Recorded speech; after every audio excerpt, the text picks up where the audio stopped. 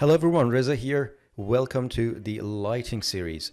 Now in this video I'm going to show you my approach to interior lighting inside Autodesk Maya.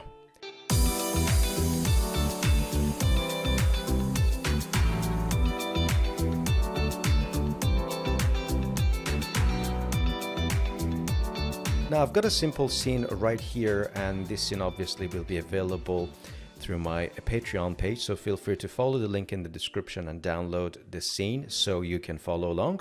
But basically what I have is a few props and a window, and I'm hoping to set up my lights. I've already applied shaders to this, and there's nothing special really about the shaders. I put everything on a layer and locked the layer. Everything is in the scene. I've got walls in one group, separate books, and then the blind, two windows, and the fireplace, window frames, a vase, and so on and so forth. So everything is AI standard surface. There's no bling, there's no Lambert, there's no complex shader. It's very standard AI standard surface with some images assigned to bump channel or to color channel or to roughness channel. Now the scene is ready to go. What I can do, when I usually do that, if you have separate monitors, then use separate monitors, but what I can do is go to layout and divide it into two. So I have my working window and I have my scene. Another thing that I tend to do is to go to Arnold, open Arnold render view, and maybe snap that on the top. Usually that goes to another monitor, and I prefer another monitor for that, but well, we're working with single space, so that allows me to look at the render. This is my working camera, and have my camera set up as well in the viewport in case if I need to select something. You can do the selection via here. If you go to window and shape picking, you can actually select stuff.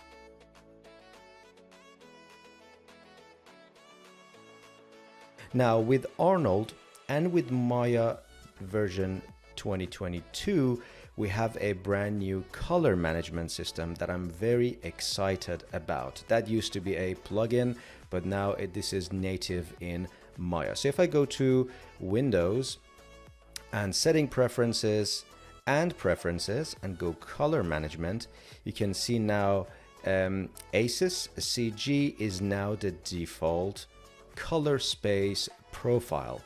Now, if you want to know more about this, allows you to get a more consistent workflow. So your shaders will look better, your lights will look better. You get a more realistic result at the end of the day. So in Maya 2020 and lower versions, that used to be something that you had to add and set ACES as default. But now in Maya 2022, ACES is actually default. Now ACES CG is the default workspace that we would like to use. It is recommended by Autodesk for any CG or effects related work.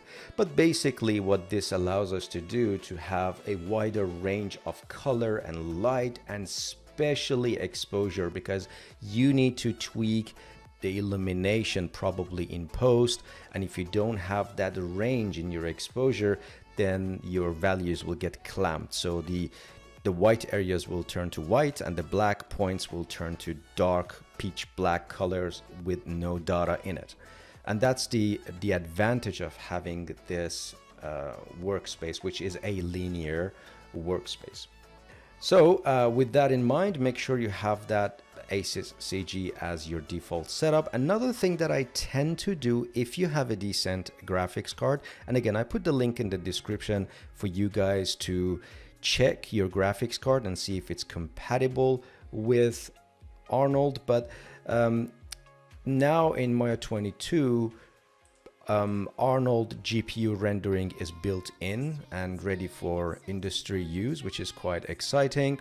And what I tend to do, of course, if your graphics card allowed, I start with GPU rendering to block out my lights because it's just faster.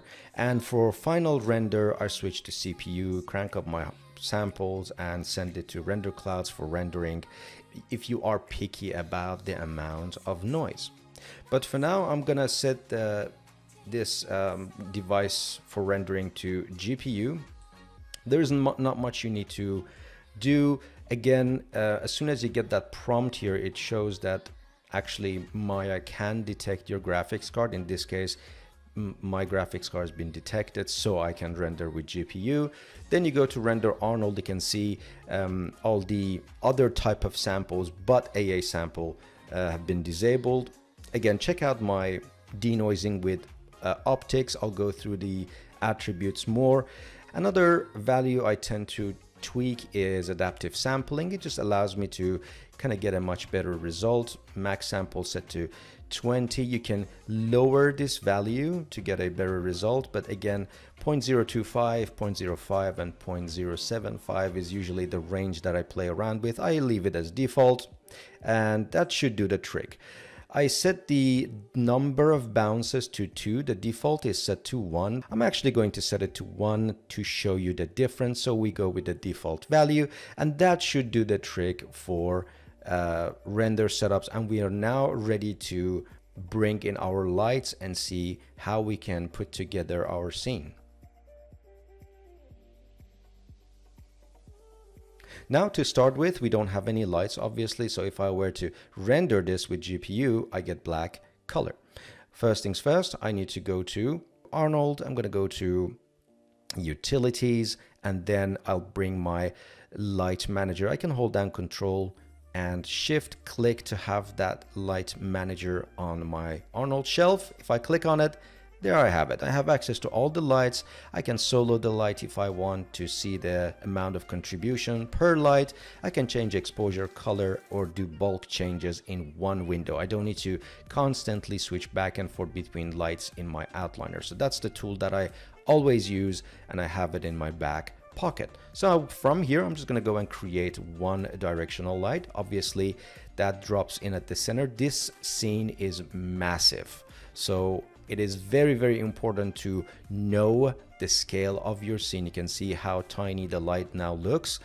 And with that ACES workflow in place, it is even more important to work with a linear workflow. So all of your fall off, all of your details, all of your decays are gonna look correct.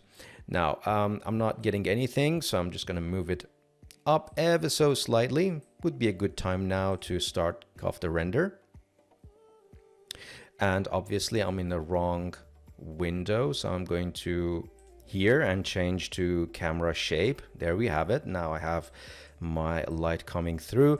Obviously this is way too weak. I barely see anything. So instead of playing around with intensity, I tend to work with exposure and increase my my stops, lighting stop. So if I go in here, press Control A, you can see I have intensity here, but also have Arnold rollout, which I can click, and there I have access to exposure, which is accessible here too. Now you can see how easy that is to use Light Manager instead of going into menus and sub menus to find the attribute that you are looking for.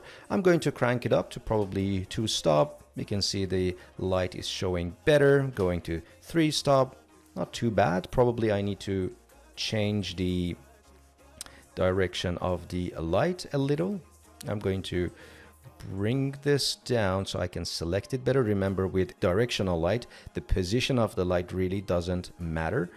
That is better. So I'm getting a little bit of light coming through, and I would like to see a little bit of reflection, a little bit of refraction, and play around with shadows some more. So I'm kind of happy about with this, with the direction of the light.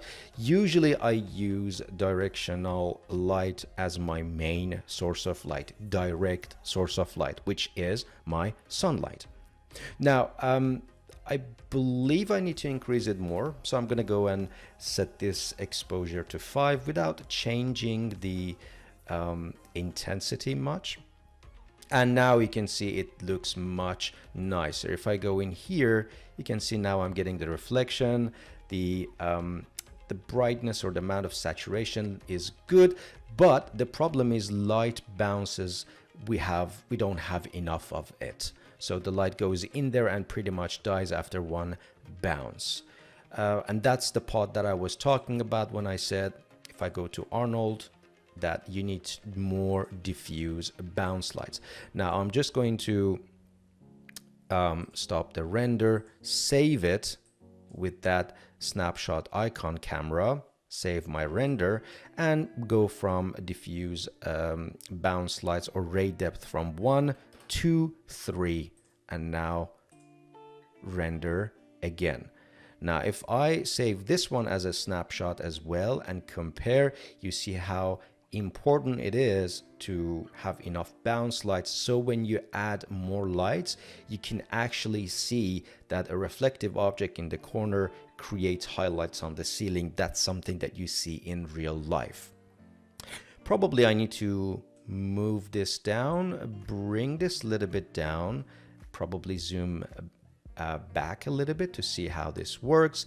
I can stop the render now and snapshot this one as well. So if I zoom in, bring and set this one to 1 and set this one to 2, you can see how different this is.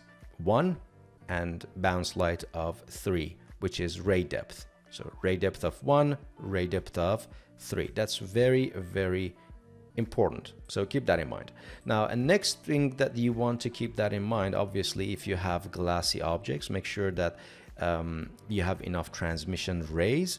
Now, another important thing is to look at clamping right here. Now, this clamping is a tricky one because the value of 10 is actually pretty good, but I've seen some artists actually lower this, and that aggressively applies noise reduction, possibly at the expense of dynamic range. So if I put the value of 1, you won't be able to see much noise or fireflies, if I may. But the downside is you kind of kill that dynamic range. Whereas if you increase that to something like 1000, then you may get some fireflies as noise or artifacts. But remember, we eventually going to switch to GPU. That what that gives you is the range, and you can actually play around with exposure in your camera or even in the viewport right here and to see results much better. So what I suggest, while low value will give you less noise and higher value will give you some fireflies noise, I still increase it, crank it up, just to give myself that dynamic range, so everything will look more realistic. Now with that in mind, I'm just going to close this and take another look at the result and focus on the shadows for time being. So if I zoom in, you can see shadows are crisp. So usually in real life you don't see that shadow to be that crisp or well defined. Also, I can see that there is a little bit of noise coming through. Of course, some of it is with to do with the sampling that we have. So I can go in here, scroll up and set our AA camera sample now to something like 4 or even 5. But also some of it comes from the samples that I have in my lights. So I'm gonna set that sample to something like 12, and using samples in lights are one of the best tricks I've seen to reduce noise with not much cost in render time. So always keep that in mind. You can always use samples in your lights in your advantage. Don't crank it up to a crazy number like 64. 12, 16 would be a good value to compromise unless you have time, but you know, you crank it up to a crazy number and things will get more complicated. So let's render with that, and you will notice that the amount of noise that I'm getting is slightly less. I still haven't done much about this sharpness of my shadows. So what I'm going to do, I'm going to use the angle here. Set angle to something like 5 maybe. And that hopefully should give me a much softer result. A trick I can use is to just select a region, so you don't need to really wait until the whole scene gets updated. Yes, that's much better result. If I compare this to 1, you can see how different this looks. Even I think something like 3 or maybe 4. Yeah, 4 would be a good compromise where it's not too soft, at the same time it's not too crisp. So that's good. That's another improvement we made. Now shadows are under control, and we got hold of the noise a little bit. Of course, long way to go, but still we reduced the amount of noise. Let's take a look at the color. Now the color, if it's coming from a light source, we need just a touch of yellow, and that's something you got to be very careful about. This is going to destroy your scene. So what I suggest is to still be in the completely white range, but give it just a tad of saturation, maybe 0.05. I can even crank it up to 0.07 to get a slightly better temperature. Now you can always use color temperature and be super accurate with your Kelvin temperature, but I think that touch of light will get the job done for my source of light. Now if I save this, you can see the amount of noise that has been reduced and also the type of effect that I'm getting with a much softer shadow. I'm going to zoom back and I'm going to kick off the render. Just would like to see the whole scene and see how it looks. Now I feel like the scene slowed down a little bit, so I'm just going to reduce sample of 12 to 6 and run it again. Because at the end of the day, what I want is fast iterations. I really don't want to spend too much time on something. While I'm at it, I'm probably going to just change the shadows a little, because I feel like it's still not quite there for me. So maybe play around with shadows a little bit. And I'm going to bring the angle to something like 0.25. So I ended up lowering the angle to 2. I felt like it was just too blurred, and samples to 4 so I can get a faster iterations. And once I'm happy with it, then I can just crank up this to 12 or 16 again to remove the noise while I'm saving some time on rendering. Now the direct light is done. Let's move on to how to set up my indirect lights, which is the sky and the environment.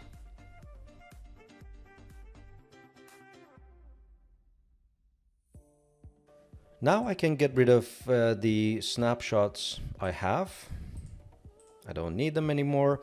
I'm fairly happy with the direct light that I have. I'm going to bring up my light manager, and this time I'm going to target a dome light. And dome light is fantastic, one of my absolute favorite type of lights, and it creates a really nice environment when you wish to represent the sky, but at the same time you would like to bring again dynamic range in your scene.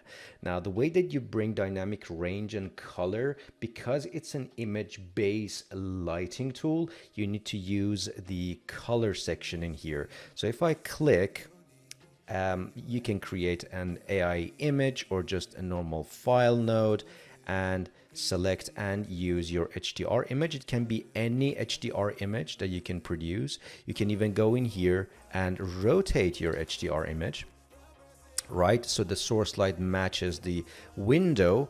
And now if I press render, you can see right off the bat, we're not really seeing that much of a difference. But the good thing about that is it brings color into the scene. So to show you the difference, I'm going to extend this light manager and I'm gonna solo. So I'm going to enable the directional light, which is my sun only, my sunlight only. And I let this render and I'm gonna save this so you get to see the difference. So if I were to save this, and now I'm going to bring the sky dome and let's have a look at it with a sky dome. And of course with this sky dome I need to crank up the exposure again. So maybe for the sky dome let's start with 3 stops and see what we're getting. That's definitely a bit much. I'm gonna go with 2 stops for now. And obviously we have samples. I'm gonna increase that samples to something like 4, because I know for a fact that indirect lights bring even more lights into the scene. Probably I'm going to rotate this so the color that I get in the background, see how when I change it, you get a different color coming through? That's the beauty of dynamic range, working with dynamic range images. So basically I'm going to rotate it around until I'm happy with the angle and with the way that the color comes through. Don't worry about the image in the background. That can be disabled via this camera attribute. So basically what you get is not going to be shown, but in the meantime I'm just going to enable it. You can put in a card behind the window and give it a AI flat shader, assign a background and take care of the background. That's really not much of a problem. What I'm focusing on is the color that this renderer brings in to this render. Now if I minimize this and look at the settings that I have, I can probably go with more exposure, but what I would like to do is to go to my render settings and increase number of bounces instead. Now that gives me a much better result overall. I will wait for this to be finished. At the same time, if you wish to kind of get a better result, you can always go into display, throw in an optics and bring in the blend of 0.95 and increase your clamp. I talk about optics and how to use this denoiser in one of my videos, so make sure to check it out. I can probably turn off clamp for now, but that's a huge a massive help to get a noise-free result if you would like to picture this image without any noise. And let's see what we're getting.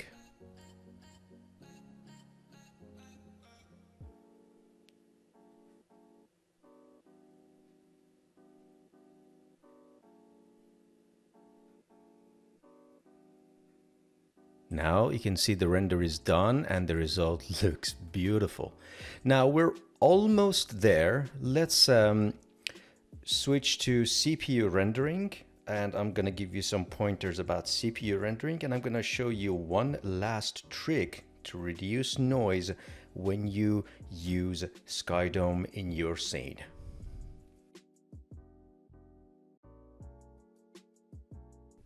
All right, I'm gonna pick up where we left off. If I snapshot this and go before and after, you can see how much the setup improves once we set up our Skydome. The problem with Skydome is, although it brings color and makes the result look more vibrant, it also brings noise. So what I usually do to counter that, I use a type of tool that actually negates that effect and not only reduces the amount of noise in your interior scene, but also can be used to guide Skydome sample lights into your scene. So it improves on your coloration and it reduces noise, which both sides are positive. Now, how to do it? I'm gonna go to panel and tear off a copy. So I have a copy of this viewport here without really tweaking my layout much. Now what I want to do, and I can probably hide the Skydome for now. I'm going to go to Arnold, I'm going to go to Lights and tear off this menu over here. The tool I would like to use to get lower amount of noise with more colors is Light Portal. And now the way that you need to set up the light portal, and the look of it is very similar to area light, but it is actually a different type of light where you do not have any illumination attribute. So if I go in here, try to get to its attribute, you can see there is really not much to work with. And the idea behind this light is when the light comes through from an opening like a window, instead of emitting the light, these type of lights can be used to guide sky dome light sampling. So it is important for these guys to actually cover the windows. I'm going to go in here, select one, put one here, put one here. I'm going to duplicate that light, move it to the side, select my rotate tool, and holding down J to rotate it. You don't need to go in, you can just place it outside like so. I'm gonna bring it down just a tad and align it to the window that I have. And selecting this light again, light portal 3, go in here, move this to the side, holding down J, rotate the light, move it back, and you can see how easier this is if I have a floating window open. That's why I tend to use floating window without touching the layout too much. Now, as you can see, there is not much really to cover. All I'm going to do is to name my lights and put that into the light group I have. So light portals can go to their own groups. I can group them, call them portals. And for AI Sky and Dome, I can call this E and V for environment underscore light. And for this, of course, it's my main source of light. So it's a key light underscore light. And I select all the lights and drop them into the light node. I'm going to bring my Sky Dome back by selecting it and pressing H on it. And I don't need to see the display settings in my render setup. Everything is set. Let's render this one last time. I'm going to detach this window now. I don't need to have this as part of my layout. Let's render it with the settings that we have here. So I'm gonna crank up the AA samples to 4 again, just to have that nice comparison, and increase the diffuse to 3 to reduce a little bit of noise I'm getting. But these portals should do a really good job.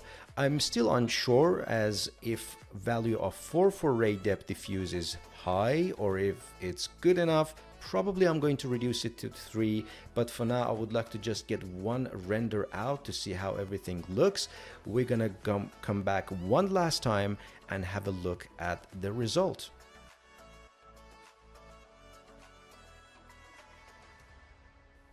Now my render is done with AA sample set to 4, which admittedly is not that high, but I'm getting a fairly good result. And if I zoom in and compare it with optics, you can see I'm getting some information back, but the downside is I still have noise. The AA sample is a bit too low. Probably you want to increase it to something like 6. But again, you will add to your render time. And here's the thing with portal lights. Although they do minimize the amount of noise, they will add to your render time. So you kind of need to think about your time management and decide and see if that's worth implementing. Of course, if you are using cloud rendering, then you're kind of off the hook. But if you're using your local machine to render things out, then something to think about. Now, I'm looking at the dark areas and I feel like it still can be slightly brighter. So in cases like this, I can go ahead and create another light, another area light as my fill light in the scene, or you can just increase number of bounces and increase the exposure on your key light. So I'm going to go to my key light. I'm going to go to Arnold and crank up the exposure to 6. At the same time, I'm going to increase my bounce lights to 5, and that should do the trick. At the same time, I'm really happy with that sort of goldish look that I'm getting with the vegetation in the scene. That looks pretty neat. Now, that was a quick breakdown on how to approach lighting inside Maya with both CPUs and GPUs. We mainly talked about principles and targeted basic tools. There are heaps of techniques and tricks that you can use to really take things to the next level. By the way, I feel like 6 is way too high. I'm going to lower it to 5.5 and even 5.25, and that is more reasonable. Try to stay away from kind of washed out look. You can also use Arnold's denoiser noise to your advantage and reduce the amount of noise even further. I have a tutorial on that, so please do check it out. It's going to be a huge time saver, and hopefully you will be getting a much better result using the tools that I have introduced in this video and all the complementary videos. But all in all, I hope you found this video useful. Use this technique and these tools in your own projects, and let me know how you go in the description below. Again, another reminder, this scene is available on my Patreon page, so feel free to join, download the scene so you can follow along. Hope you have a great rest of your day and talk to you guys soon.